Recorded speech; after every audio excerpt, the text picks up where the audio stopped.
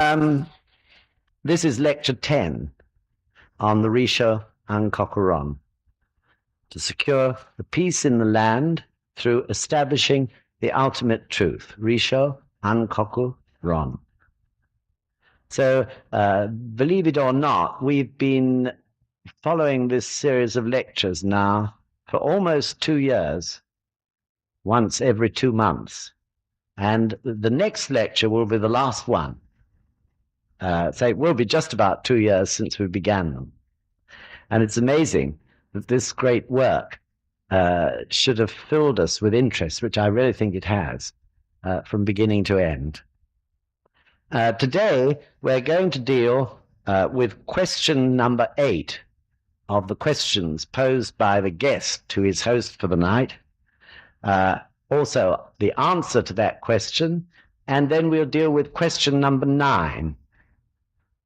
And the remainder of the Gosha will be dealt with then in the next lecture. So question number 8, those of you who have the Seikyo Times reproduction, is on page 28, right-hand column. Page 28, right-hand column. So as usual, to summarize just a little what went on in the last lecture, which was based, of course, on answer number 7, given by the host, who, you remember, is Nichiren Daishonin, to his guest, who represented the most powerful man in Japan at that time. And the Risho Ankokuron was set out as a dialogue of question and answer in order to shakabuku this man. And he sent, Nichiren Daishonin sent this Gosho in the form of a dialogue, exactly as we're reading it here, to Hojo Tokuyori, this most powerful man behind the scenes, in the hope that he could at last shakabuku him. Sadly, he didn't succeed. But he gave us a document as a result of this, which is as relevant to the situation in the world today as it was in those medieval times in Japan.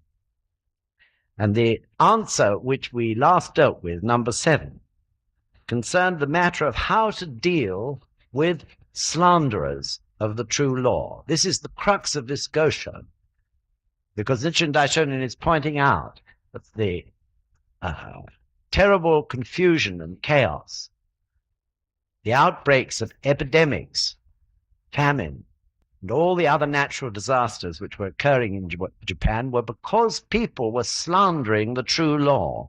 That is to say, slandering life. So in that last answer that we studied in the last lecture, you remember probably that the language which was used in the sutras, which were quoted by Nichiren Daishonin, was incredibly strong. And for a moment, maybe it quite shocked and startled us. For example, Nichiren Daishonin used the following quotation from the Nirvana Sutra.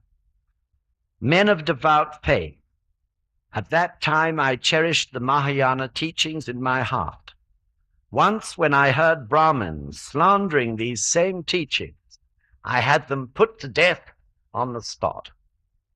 And again, another quotation he used from the Nirvana Sutra. Men of devout faith, defenders of the true law, should carry knives and swords, bows and arrows, prongs and lances. Even though they carry knives and staves, I would call them men who observe the precepts. So on the face of it, one could get totally the wrong idea, the wrong meaning from such quotation. And of course, one of the purposes of this Gosho is to explain the true meaning of this. And as we went along with our study, we began to understand that this very strong language, using such words as killing, slanderers, and so on, was to instill in us the terrible cause that is made by slandering the law or slandering life, and the terrible effects that can result from it. And the vigor, therefore, with which we should refute and condemn the statements of slanderers. So this is the purest jihi, or Buddhist mercy. If one allows a person freely to slander the law, to slander the life, saying nothing, even though we know the truth of the cause and effect of such an action, then we have no jihi, we have no Buddhist mercy. So we should refute and condemn such statements, because in doing so, we may be able to help those people to see the truth and save themselves from incredible sufferings through the workings of the law of cause and effect. So to slander life, Buddhism teaches, is the most dreadful cause you can possibly make. And anyone who does so will inevitably reap retribution and suffer for a long, long time. So all through this series of lectures, I believe there has been a growing realization in our lives about this matter of slander and how fearful it is and how it can be done almost without thinking through ignorance of the true law, and that it can be the downfall of a whole nation or even of the entire human family, as well as causing the downfall of any one individual. So we realized that the sufferings of the world at this present time, and no one could deny that there isn't incredible suffering almost everywhere one looks, are due to slander, ignoring or despising the dignity of life, which unfailingly, through cause and effect, will bring fearful retribution. So recently, we've suffered retribution from past slander in the form, for example, of the Falkland Islands dispute. However much one may admire the courage of the young men who went out there to fight, however much one perhaps could admire from the military standpoint the use of minimum force by our fighting services, once again, as a nation, we have killed and maimed and caused misery and bereavement. The use of brute force in whatever form, taking life, slandering life in the worst possible way, is no solution to anything. And furthermore, we are making the causes to perpetuate that karma. Once more we've done it. Once more we must receive retribution. We're making the causes for it to happen all over again. This is the Buddhist view of the crisis which this country's just been through. So, of course, this is part of our national karma. And the cause of it is not just that 150 years ago we decided to occupy some deserted islands which were only 200 miles or so off the coast of the Argentine, 8,000 miles away from Britain. But the cause of what we're suffering now lies also, of course, in our colonial history, when we seized territory and we slaughtered in the process. Of course, we can say those times were different. Life was cheap then. And of course, our colonial history wasn't all bad. We also did many great things. But this cannot undo the greatest of all slanders, which is to kill life. This is the irrefutable Buddhist teaching. And in the light of cause and effect, how could anyone really deny that this must be so? So ignorance of this fact, however, is evident everywhere. People turn a blind eye in some way from it. And just as much here in this country as everywhere else in the world.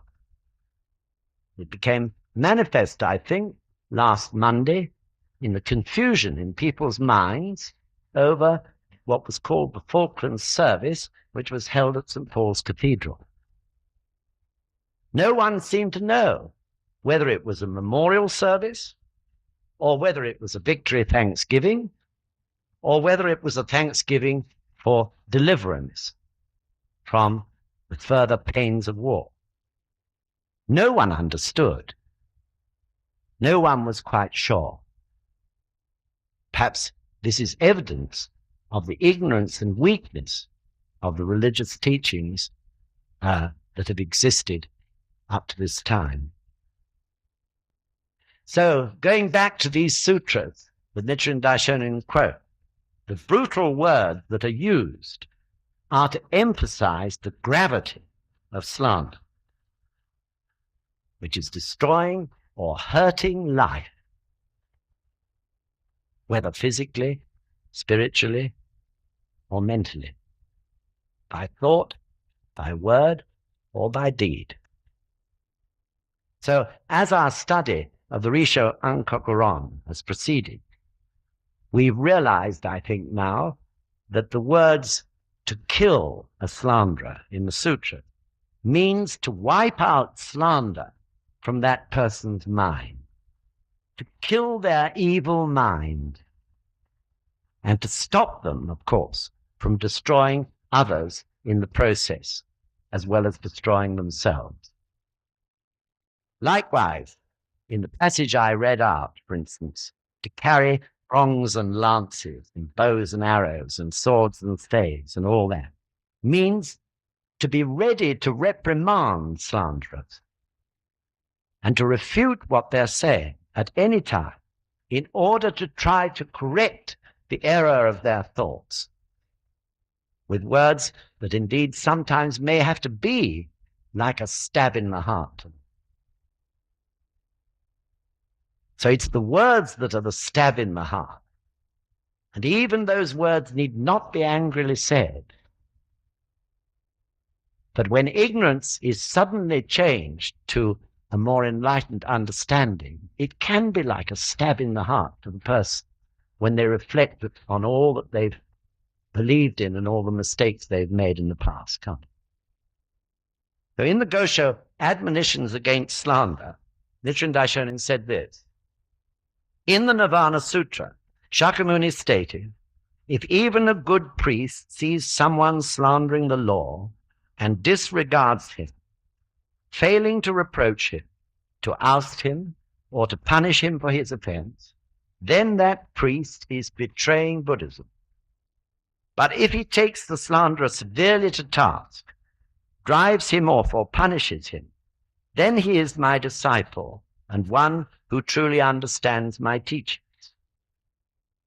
Then Nichiren Daishonin says, never forget this admonition against ignoring another's slander of Buddhism. Both master and disciple will surely fall into the hell of incessant suffering if they see enemies of the Lotus Sutra and fail to reproach them. So, to reprimand or refute a slander is an utmost act of jihi, mercy. Try to save their lives from the severe retribution which will inevitably follow. And of course, also, it leads other people's thoughts astray and away from the truth about life. This is why to reprimand or refute a slanderer is so important. Even though slander of life arises out of ignorance, it still remains the worst sin, which reaps the worst retribution. So we really need to remember this, each one of us. Perhaps one day we may find ourselves talking to someone who believes in war, who believes in punishing people of other nations by force, or who's in favor of killing or destroying life in one way or another. And we must courageously refute those ideas. Otherwise, we're no better than slanderers ourselves, in accordance with the law of cause and effect, which is so strict. Now, recently, in Nagasaki, when I was there, Sensei gave 3 points about war and the situations arising from war. Firstly, he said, we should never agree with the use of force and always be prepared to voice our views and our reasons. Secondly, we should of course chant that attempts to use force should be stopped, or if it is being used, that it should cease. And in this way, we can change or begin to change our national karma. And third point, he said, was, however, we are not politicians and cannot order a ceasefire. The best action, therefore, from the point of view of the future, is to determine to support the United Nations and take the initiative in encouraging a great movement of ordinary human beings to ensure that in the future the United Nations operates within its charter, which is of the highest and most noble form. And then he said, if anyone disagrees with this, please come forward with a better solution for the future. So now, after that little introduction, just to get all our minds back to where they were several months ago, I'll ask John to read question 8. The guest said, if we are to put an end to these people who slander the law and do away with those who violate the prohibitions of the Buddha, then are we to condemn them to death as described in the passages from the sutras you have just cited? If we do that, then we ourselves will be guilty of inflicting injury and death upon others, and will suffer the consequences, will we not? In the Daijuku Sutra, the Buddha says, if a person shaves his head and puts on clerical robes, then, whether that person observes the precepts or violates them, both God and men should give him alms. In doing so, they are giving alms and support to me, for that person is my son. But if men beat and abuse that person, they are beating my son, and if they curse and insult him, they are reviling me. If we stop to consider, we must realize that regardless of whether the person is good or bad, right or wrong, if he is a priest or monk, then he deserves to have alms and nourishment extended to him. For how could one beat and insult the son and still not cause grief and sorrow to the father? The Brahmins who beat the Buddha's disciple Maudgalyayana to death with their staves have for a long time been sunk in the hell of incessant suffering. Because Devadatta murdered the nun Atpalavarana, he has gone on, choking in the flames of the Avicii hell. Examples from earlier ages make the matter perfectly clear, and later ages fear this offense most of all. You speak of punishing those who slander the law, but to do so would violate the Buddha's prohibitions. I can hardly believe that such a course would be right. How can you justify it?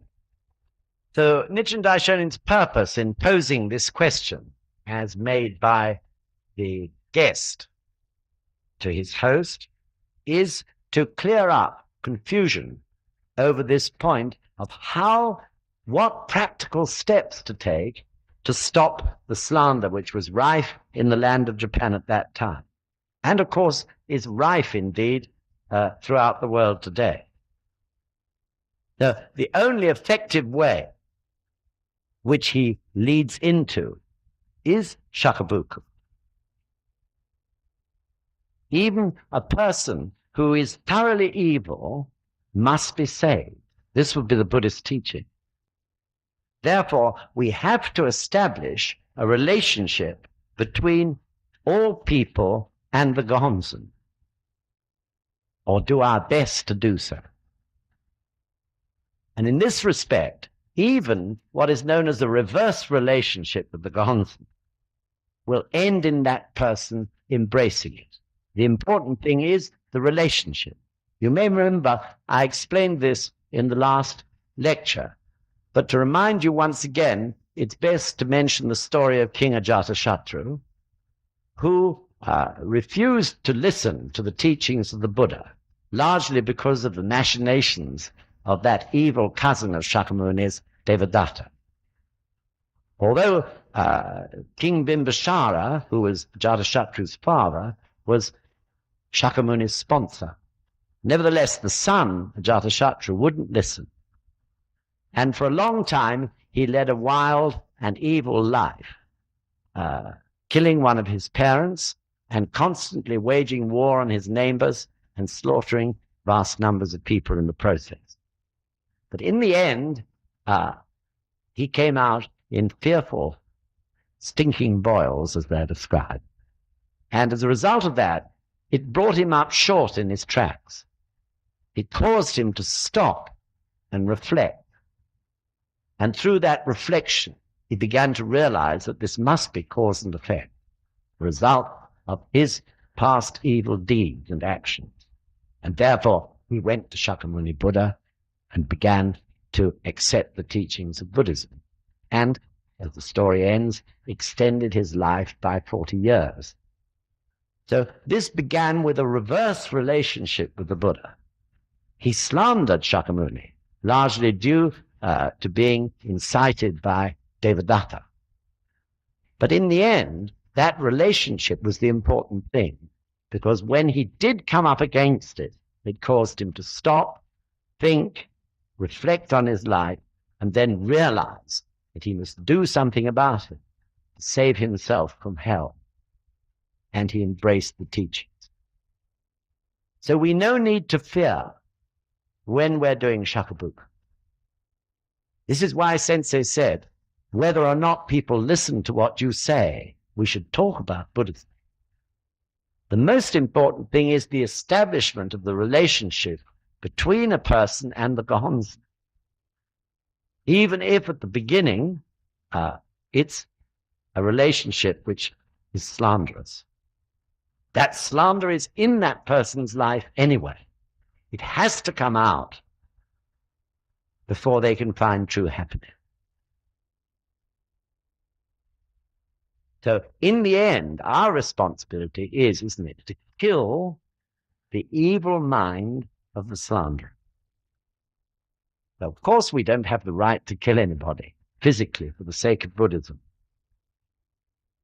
Sensei once said that you could say life was like a crystal. It turns the color of whatever color light is shone onto it. If you shine a blue light onto a crystal, the crystal appears to be blue. If you shine a red light onto a crystal, it appears to be red.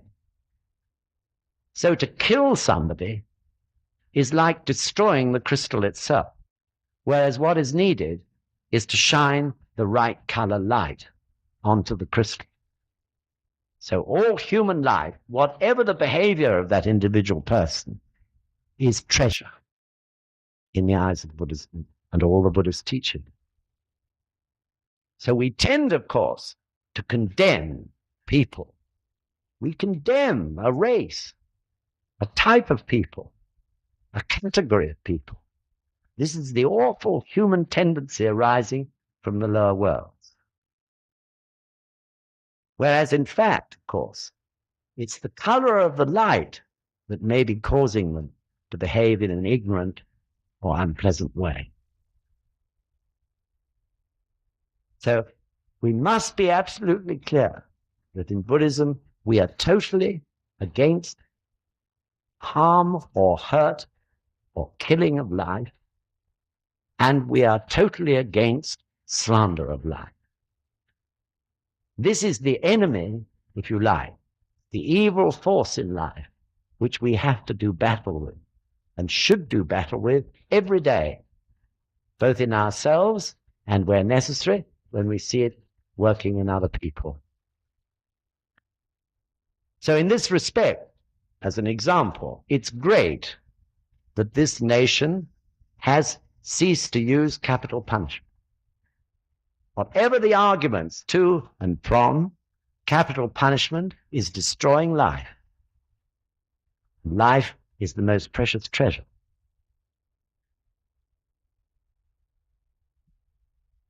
Going back to this question, John, can you just read again from in the Daijoku Sutra?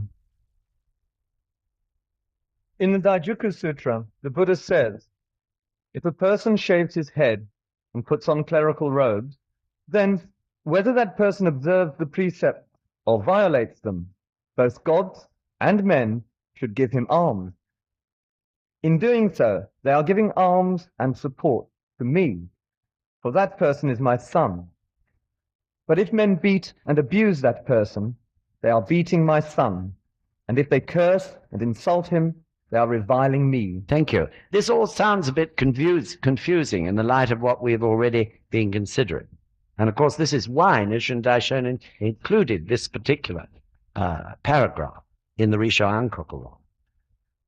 So instead of thinking about priests, let's think about one of our great cathedrals. This is very much in my mind because just a few days ago, we took the two priests to York before proceeding to Harrogate to do the Gojukai ceremony. And whilst in York, they were very anxious to look at York Minster.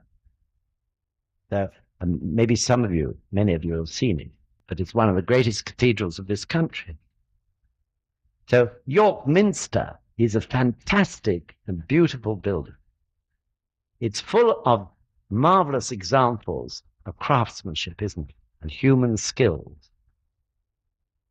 Inside, there are priceless carvings, stained glass windows, which are famous throughout the world, works of art, and priceless gold and silverware and other treasures. So because of this beauty, people tend to honor and respect a religion. People go to temples in Buddhist countries, and if they're magnificent, they're overawed by it, feel, oh, this must be something great. But of course, this is in fact absurd.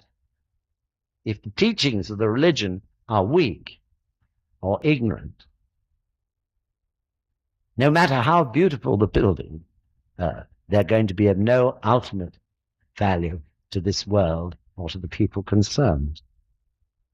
So we can respect, of course, history and artistry, craftsmanship contained in cathedral, but not the teachings that it represents. We can apply the same, perhaps, to the Pope, who has recently visited this country. I believe he's a compassionate and courageous man. This, of course, we must respect. But this doesn't mean to say that we should respect what he preaches.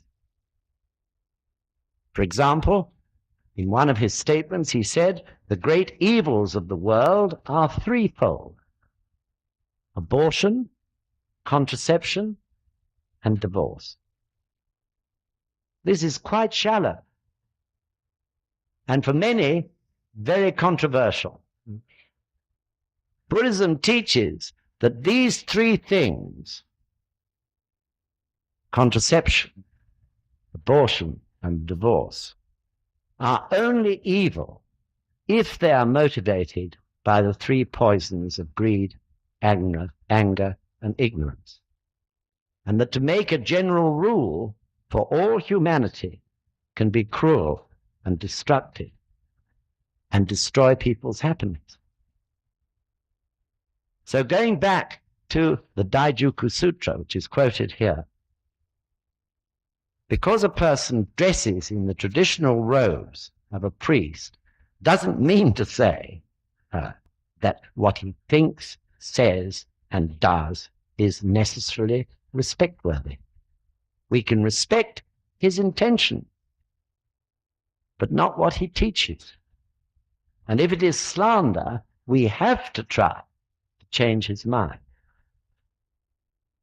Whilst I was with the two priests, Reverend Maekawa and Reverend Seiki, I was so moved by their absolute determination to make us understand that they, too, are common mortals, just like us, in every way equal to us. Just a difference in role and purpose or mission. They were relaxed, frank, open. They were very joyful company, and we became great friends, all of us. So even the robes of a Nichiren Shoshu priest are symbolic of this equality with the lay people. For the first time, one of the priests showed that the robes carry a number of square patches. This is to remind them, and is symbolic of the fact, that at one time the priests of Nichiren Shoshu were incredibly poor, and that they are ordinary people who suffer the ups and downs of this life as much as anyone else does. They share sufferings of the people of this world on an absolutely equal level in relation to the gods. And I think this is a very wonderful thing. There's a story that after World War II, when the head temple was in great disrepair, you know, the lay people donated all the money they could for the temple to be made in a reasonable condition once again. And as you may know, there are two main sets of lay societies. One is the Soka Gakkai, and the other is called the Hokkeko sect. In fact, today, President Ikeda is president of both those lay societies.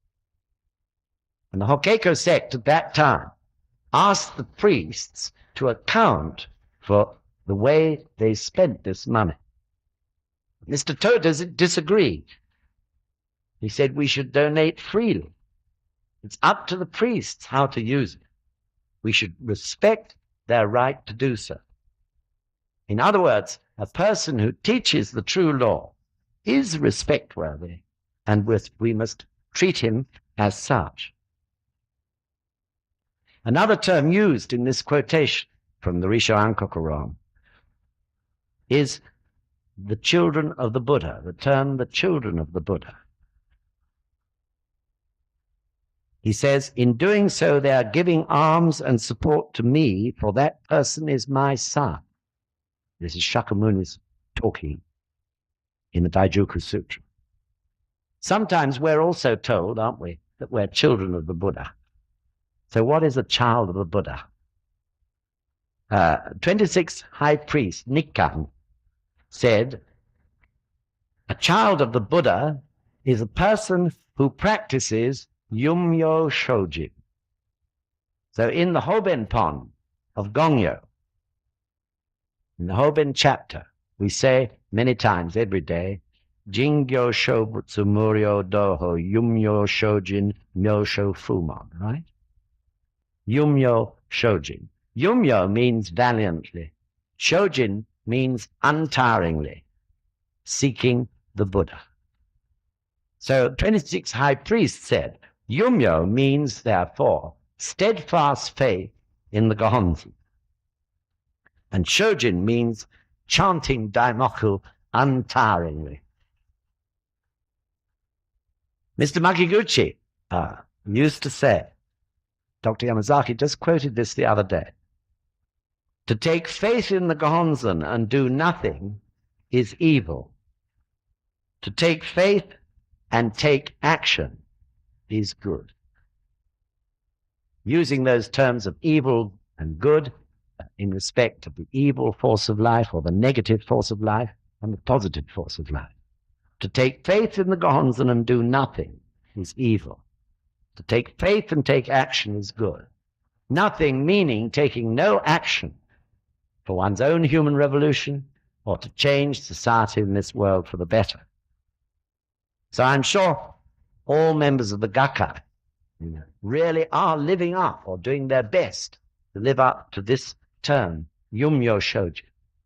I'm sure all of us here today are trying to advance a little bit every day. In the answer that follows this particular question, Nichiren Daishonin explains further that censure of a person slandering is not against the person of the priest. It is against what he is teaching. Slander of the true law of life. So, of course, in this respect, they are not children of the Buddha if the words that are emitted from their mouths are not the words of the Buddha. So we'll go on and deal with that in a moment, and we'll have a little break now for about 7 minutes. Okay, thank you very much. Hey, can we settle down, please?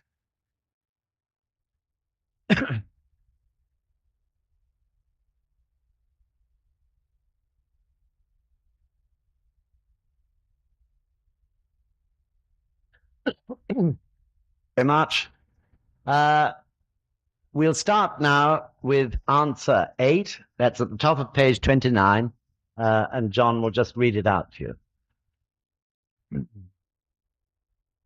The host said, "You have clearly seen the passages from the sutras that I have cited, and yet you can ask a question like that. Are they beyond the power of your mind to comprehend, or do you fail to understand the reasoning behind them? I certainly have no intention of censuring the sons of the Buddha. My only hatred is for the act of slandering the law. According to the teachings of the Buddhas who lived prior to Shakyamuni, slanderous priests would have incurred the death penalty. But in the sutras preached since the time of Shakyamuni, priests of this type have merely been prevented from receiving alms.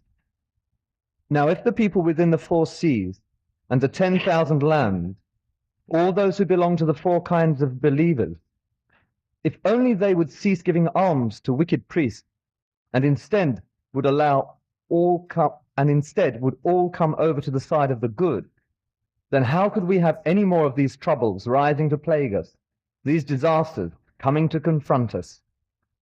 Thank you. This is really a crucial point, because Nichiren Daishonin is pointing out to the ruling authorities of those times that they were still supporting priests who were spreading teachings that were evil and could lead people to unhappiness. In other words, the ruling authorities were revering perhaps tradition and history and the beauty and treasures of the great temples in Japan at that time, but they were not examining the teachings themselves. And then he goes on to point out that before Shakyamuni's day, before Buddhism, evil priests were actually killed physically. We know this because there are many stories in Shakyamuni's Buddhism where he gives examples of people suffering intensely because of killing a priest in the past.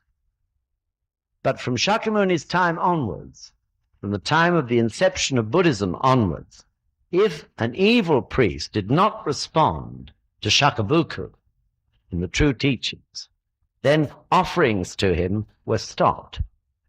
In other words, the treasures of life were denied to him, the treasures that provide accommodation, clothing, and food. And as a result of that, of course, their influence was reduced and ultimately destroyed.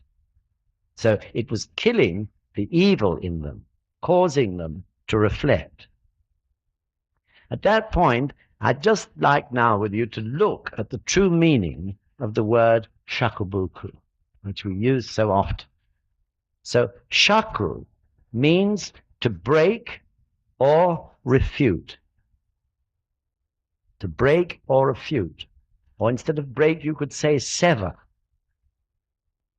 or cut off. And buku means to cause to follow. Shaku, to break or cut and refute. Buku, to cause to follow. This means, in other words, to kill a slanderous mind, kill in inverted commas, and to stop offerings, the source of life.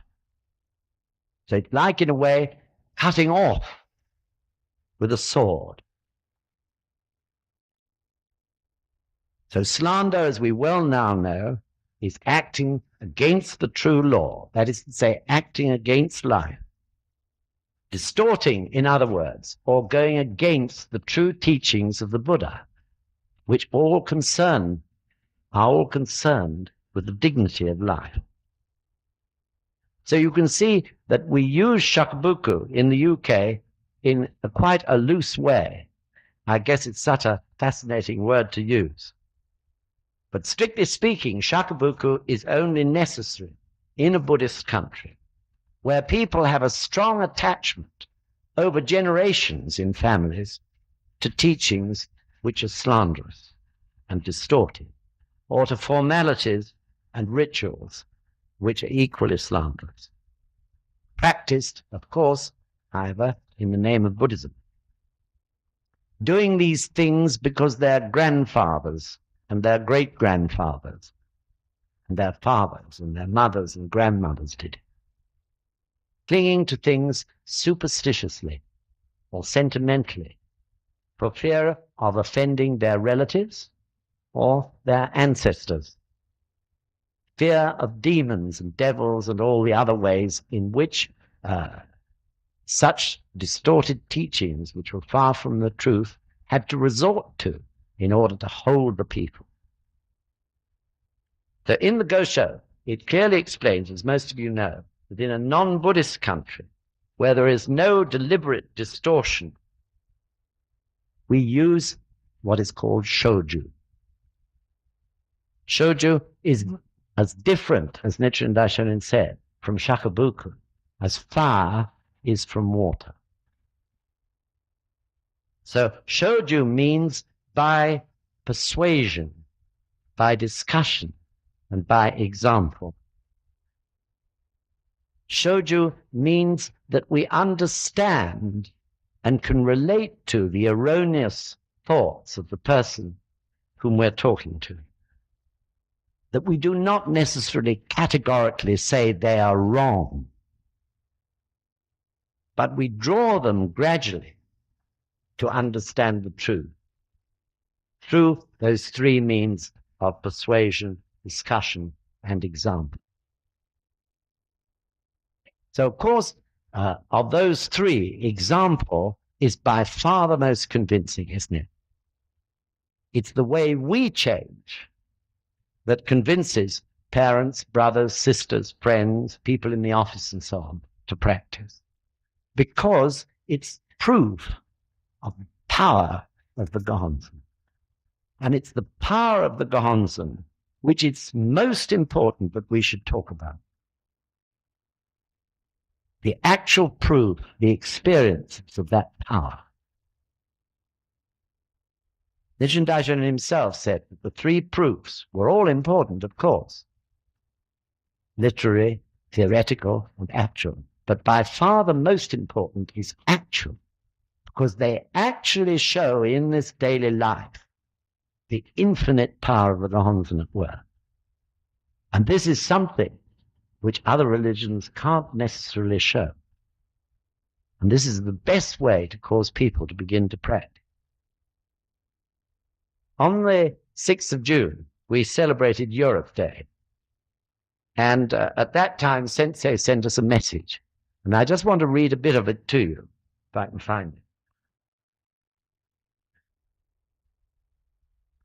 Our faith and practice are quite naturally manifested in our daily lives.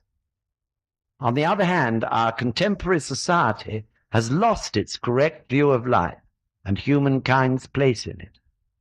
In such circumstances, it is an inevitable tendency for people to seek out true Buddhism, which reveals the absolute law, which is neither a partial view nor just an ideology, but provides people with the means to actually transform the reality of their lives.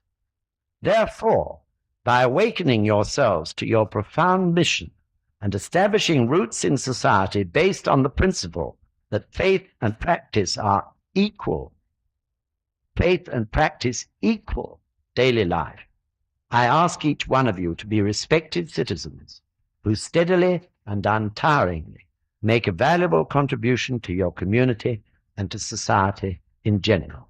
If you want to look that up again, it's in July's UK Express.